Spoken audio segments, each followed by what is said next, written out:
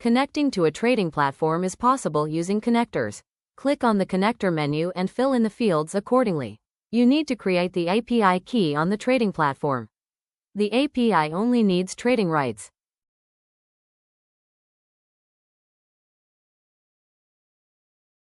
So the API needs to be created on the trading platform. If it asks for IP addresses, provide them. All of them. The API will only allow trading from here, and the robot will use all of them.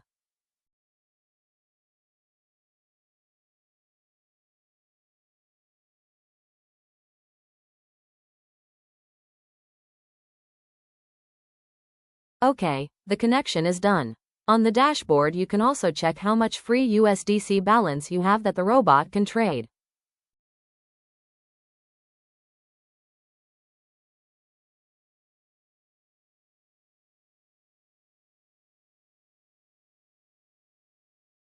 That's it. Your connector to the OKX exchange has been created.